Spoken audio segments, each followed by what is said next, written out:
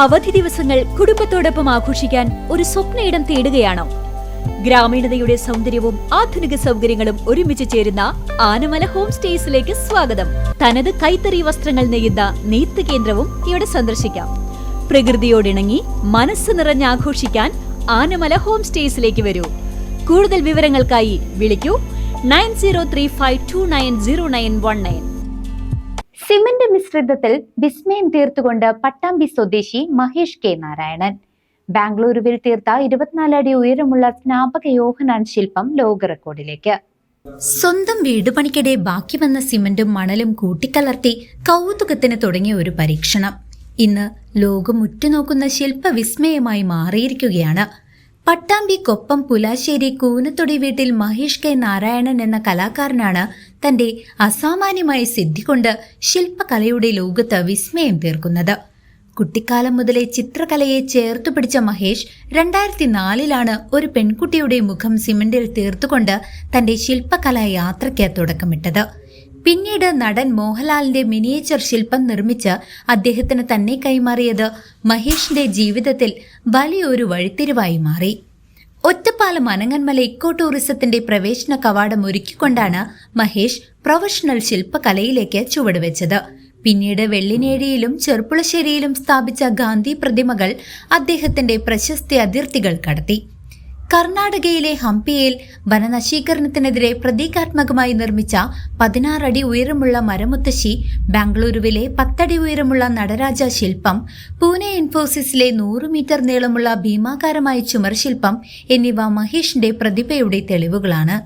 കർണാടകയിലെ ഹിരിയൂരിലുള്ള ഗുഹാക്ഷേത്രത്തിനു മുകളിൽ അദ്ദേഹം തീർത്ത 32 അടി ഉയരമുള്ള ഷിർദി സായിബാബയുടെ രൂപം ദക്ഷിണേന്ത്യയിലെ തന്നെ ഏറ്റവും വലിയ സായി ശില്പമായാണ് അറിയപ്പെടുന്നത്.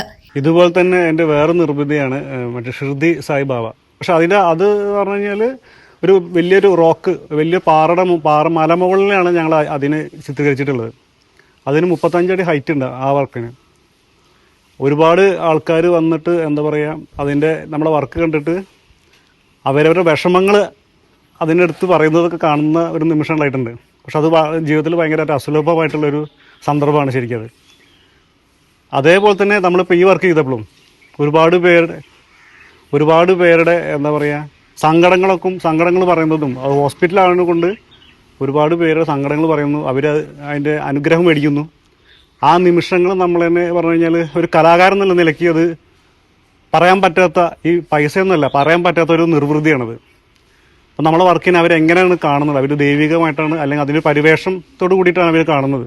ഏറ്റവും ഒടുവിൽ Bengaluru Koramangala saint John's medical college പാർക്കിൽ മഹേഷ് നിർമ്മിച്ച 24 അടി ഉയരമുള്ള സ്നാപക യോഹന്നാന്റെ ശില്പം ലോക ശ്രദ്ധ പിടിച്ചുപറ്റിയിരിക്കുകയാണ്. കോൺക്രീറ്റ് മിശ്രിതത്തിൽ തീർത്ത ഈ രൂപം ലോകത്തിലെ തന്നെ ഏറ്റവും വലിയ യോഹന്നാർ ശില്പമായാണ് കണക്കാക്കപ്പെടുന്നത്. രാകേഷ് കണ്ണൻ, CP സുരേഷ്, രാജേഷ് നൂറനാട്, അക്ഷയ് എന്നിവരടങ്ങുന്ന സംഘത്തോടൊപ്പം 4 മാസത്തെ കഠിനാധ്വാനത്തിലൂടെയാണ് ഈ ബൃഹത്തായ ശില്പം പൂർത്തിയാക്കിയത്. ഒരു തരി മണലിൽ നിന്നും തുടങ്ങിയ ഈ സർഗയാത്ര ഇന്ന് ലോക റെക്കോർഡുകളുടെ നെറുകയിൽ എത്തി നിൽക്കുമ്പോൾ കേരളത്തിന് അഭിമാനമാവുകയാണ് ഈ പട്ടാമ്പിക്കാരൻ.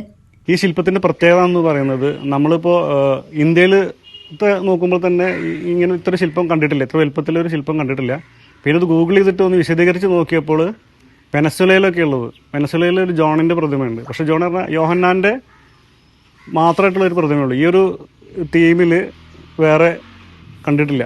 അപ്പോൾ അതുകൊണ്ട് തന്നെ ഇത് ലോകത്തിലെ ഏറ്റവും വലിയ ശില്പമാണെന്ന് ഞങ്ങൾ കരുതുകയാണ്. എന്തായാലും ഈ ശില്പത്തിൻ്റെ അൺവെയിലിംഗ് സമയത്ത് പറഞ്ഞു കഴിഞ്ഞാൽ ലോകത്തിൽ നിന്ന് തന്നെ 150ഓളം ബിഷപ്പുമാരുടെ സന്നിധിയിൽ വെച്ചിട്ടാണ് ഇത് അൺവെയിലിംഗ് ചെയ്തിട്ടുള്ളത്. അതുകൊണ്ട് തന്നെ ഇത് ലോകത്തിലെ ഒരു ശ്രദ്ധ ഇതിലേക്ക് വന്നിട്ടുണ്ട്. എന്തായാലും ഈ ശില്പം ലോകത്തിൻ്റെ ഏറ്റവും വലിയ റെക്കോർഡായിട്ടുള്ള ഗിന്നസിലേക്ക് വരുമെന്ന് തന്നെയാണ് ഞങ്ങൾ പ്രതീക്ഷിക്കുന്നത്. News desk CCV.